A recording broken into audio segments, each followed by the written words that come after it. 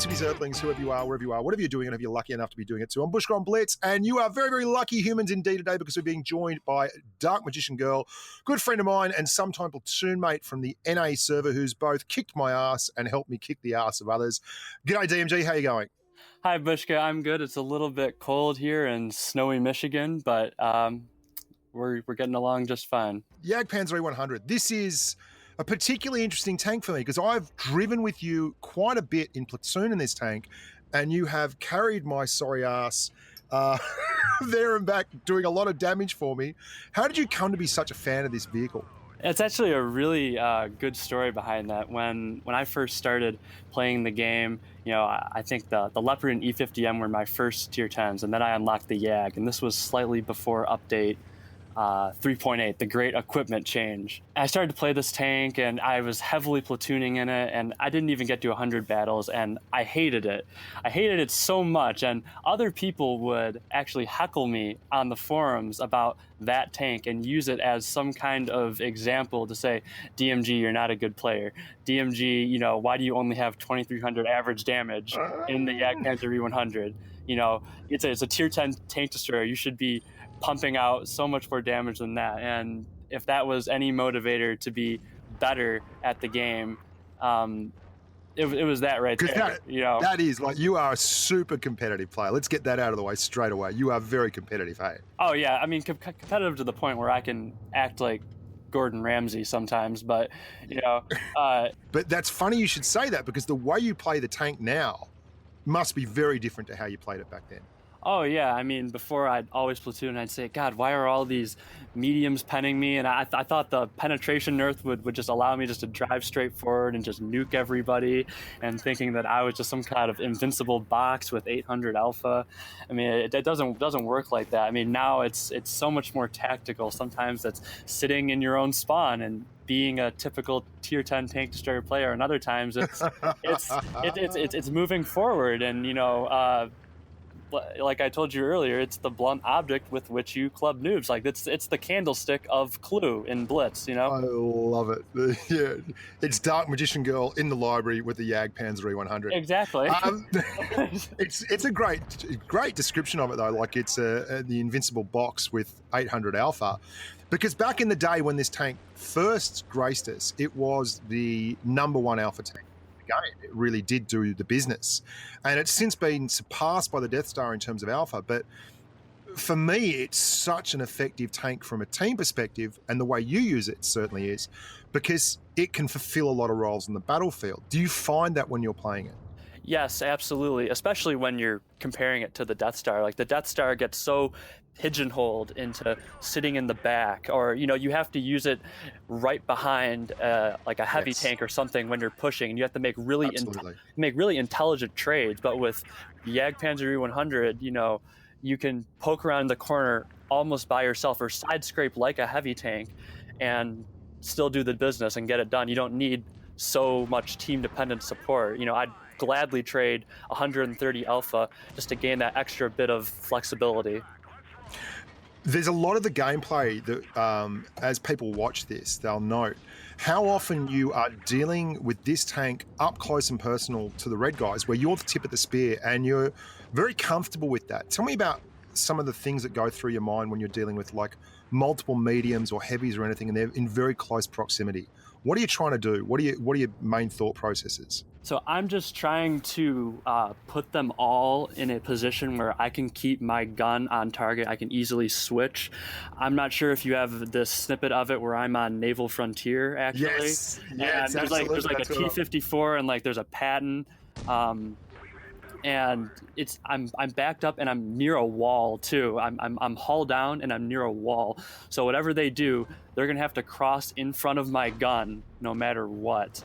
And you also make some great plays reading how they're going to go, and you pick up on the T-54. He's going to flank around as soon as he drops off the map, and you really do slots. You stop, like, you pretty much stop a medium rush. The tortoise that's next to you only turns around when, you know, you've really done the business on these 3 meds. Mm-hmm. That's not a typical tank destroyer, is it? the Jaggeroo like that. No, and it's really interesting because a lot of people don't really understand this about the Jag, is that, especially when dealing with mediums, the tank has 3,200 DPM. For an 800 Alpha tank destroyer, that's noticeably more than an E50M. That's noticeably more than, I think, the Patton? Only people that are pumping higher than you are the Russian mediums, right? And when you have the same amount of DPM and have more alpha, you can do the same amount of punishment with less exposure. Yeah, I like it. Yeah, it's just lovely. Boom. And the other thing I do notice from watching the way you play it is just how many bounces you get and how much heat has to be fired by these mediums at you. Do you find the armor profile is forgiving, or do you find it a bit troll? Like, talk to me about the armor of the tank for you. I wouldn't necessarily rely on the armor. It's good at distance, but most armor is good at distance. You really have to know how to angle the tank. Just like with any German kind of box, the angling is so important if you want to be successful. You really do keep this tank at all times at wonderful angles. And I know from playing with you, I've seen you get right up close and personal to the enemy, but you don't actually make bad hit point trades. How do you go about playing like that? Because people really struggle with that in public games. I consider it like driving a car, or at least when my dad was giving me advice on how to drive a car. We'd come up to a yellow light and he'd always say, dark. We wouldn't say dark, but I'll just say dark. But he'll say, dark. If you have to think about stopping at a yellow light, you probably should stop at the yellow light. Translate that to Blitz. If you have to think about whether it's a good idea or not, you probably shouldn't be doing it. But yeah, I guess that's my way I look at it. I love doing these videos because I get these little snippets from people like you who are very, very good at the game. And I think that is such a wonderful way of describing to new players. If you have to think about whether it's a good idea or not, you probably shouldn't do it. You've recently started putting a lot of footage up on YouTube. For those of you who don't know, check out Dark Magician Girl's YouTube channel. It's excellent if you're looking for someone who has a very good cerebral grasp of the game, as well as the skills to make it and do big numbers. That's a fantastic YouTube channel to check out. That's Dark Magician Girl. Have you found that since you started the YouTube channel, that has caused you to try to do more damage and have bigger gains? If you want to talk about damage, actually, always getting bigger numbers, I think that damage is an important part of the game. Like doing 3K in tier 10 is good, and it's very good actually. How many players can actually do 3,000 average in a tier 10? It's not. It's a limited number. It is a limited number. But after a certain point, I was recently having this discussion it was a debate actually on a Discord server. It was, does doing more damage necessarily the key to winning? And now, I think if you could graphically show this, there is a positive correlation between doing damage and winning, but then there becomes a point where doing more damage is just a moot point. At that point, you'd rather just cap a base, like if you're playing Supremacy, or taking a shot for a teammate. There's only so much that damage can do for you. I watched the way you play this Jaggeroo, and you are nearly always the tip of the spear. Well, yeah, part of that is because I enjoy being a somewhat yellow-tastic maniac in a non-turreted tank destroyer. It's kind of ridiculous. Everyone thinks it's a completely joke tank, oh, it's the Jaggeroo. I'll even drive it in competitive and people will like, what the hell is this? It's a Jag. It's got a particular role, and I don't know if it suits competitive, but it certainly suits public battles. You're pushing against so many tanks that are big, heavy tanks. Now, you've got more DPM than them, you've got as much armor as they do, and you've got a much bigger alpha gun. Do you think it's an undersold tank in terms of its effectiveness in public games? Absolutely. I think lots of tanks, 183 especially, but lots of tanks like the YAG, get undersold because it's the kind of players that drive them. But if you want to strike the fear of God into a mouse driver, drive a Jagdpanzer E100 and load heat. You will turn a mouse into a giant stick of butter. And I really mean that. And granted, the heat got nerfed, which is just tragic, but it's still pretty freaking it's still pretty good. I mean, only 380, quotation, right? Yeah, it's a lot of heat. It's an awful lot of heat to be dealing with. Is this your favorite tank, or is it just a tank that you've come across and found that it's actually something that suits your playstyle particularly well? I think it wasn't something that I originally just picked up and it just kind of like a duck to water kind of thing. It's something that I had to learn because I got kind of sick and tired of all the heckling. I'm like, okay, I'm actually going to play this past 100 battles and learn the strengths and weaknesses of this and, take to it. But I would say my favorite tank, I'm more of a medium driver. I just can't drive anything too slow or too fast. I find with too slow, you can't do anything, but with too fast, I get myself in trouble. So it's that's, hang on, one sec, DMG. That's two brilliant ones. So if you have to think about it, don't do it. And if it's too slow, don't do it. And if it's too fast, don't do it. So we've got DMG's rules to live by here on channel. I love it. Would you say that this tank would be one you'd pick if you had to carry or not? I mean, I think the tank is quite map dependent, honestly. So I mean, if I just had to enter a public battle and just say carry, I mean, I think that's so dependent on the map, because if you're stuck on a map like Desert Sands or something like that, and you have to go to the dunes, I mean, good luck, right? Yeah. It's not a fun time, but if you get a map. What about a map like, say, mines? You kind of get pigeonholed on mines if you're a TD. It's very hard to be pushing the hill. What would you do there? Would you just take it easy, hang out in the spawn, or what would you move? Would you push? I mean, I'd always go to the spawn first, just because that is the easiest way to put your alpha in the game in the shortest amount of time. But at the hill, I know there are areas around the hill where you can use your, albeit small, amount of gun depression and rear-mounted gun to your advantage and put shots in over the hill. Secret spots, can't reveal them all, but can't reveal. You sound like Vovko. You guys have so many sneaky spots. It's just stupid. I mean, magician can't reveal all the secrets, right? So. the David Copperfield clause in every contract. No. You also do something very, very different to a lot of Jaegeru drivers. You carry one multi-kit, a turbo, an engine boost, and an adrenaline pack. Is that something that's standard across all your tanks, or is that something you only do on particular tanks? Yes, that's standard across all my tanks other than autoloaders. And on that note, I do not like autoloaders because you do not have access to adrenaline.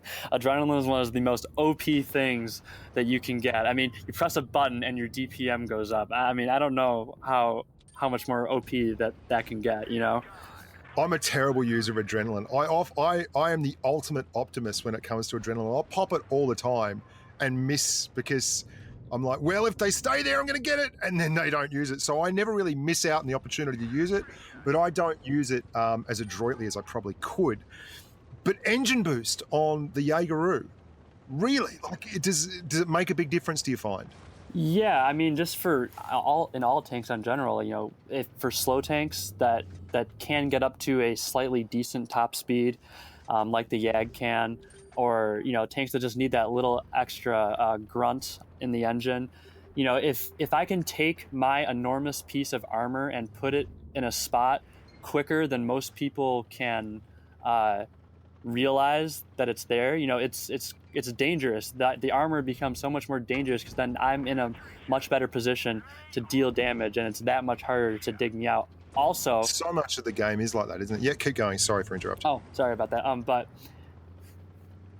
engine boost also has some really nifty tricks, like if you need to engine boost away from something or like around a corner, if you need to traverse just a little bit faster. I mean, as we know from that engine accelerator piece of equipment, if you increase your engine power, you increase your traverse. So it may be helpful for getting near a red line or something. Yeah. Also, if you want to ram something, I mean, that's the funniest one. I mean, it's scary. You're going downhill, and the E100 is like, oh, okay, I can do this. And you just pop the engine boost and smack them, and you kill them. I love it. I love it. I love it. I love it. Yeah, so much of the game is who gets to the good positions first, and it's all well and good having that massive alpha, but if you're in a position where you can't bring it to bear, it's not helping anyone. Look, I also just love how aggressive you are in the tank when you get the opportunity. You often push into mediums, and it's almost universal, I find, that that's a bad idea, but you seem to make it work. What are the keys when you're fighting a medium tank like that? What are you really looking for?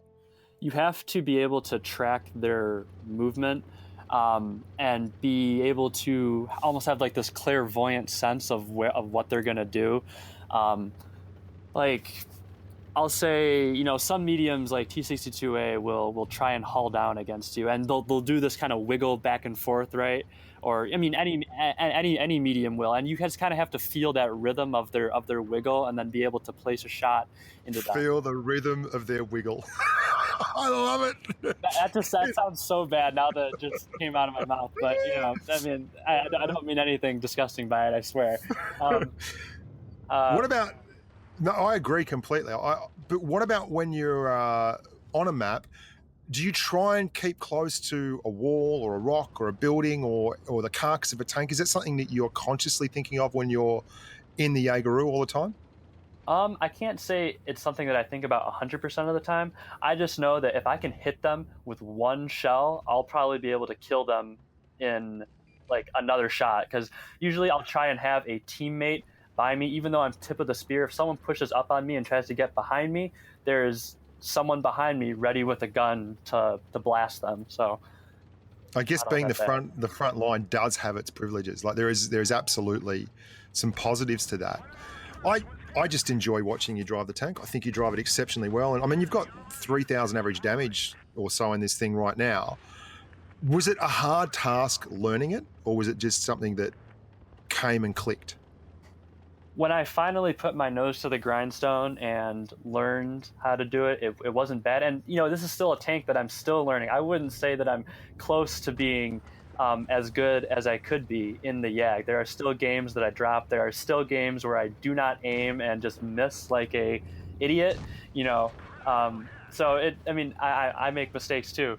But, it was more just getting the chutzpah to actually say, you know what, screw it, I'm gonna go learn this tank and actually kind of make it an iconic drive. You see a YAG Panzer E100 in the NA server competitive, I'm most likely driving it. So. An iconic drive, man. I love that. That's great.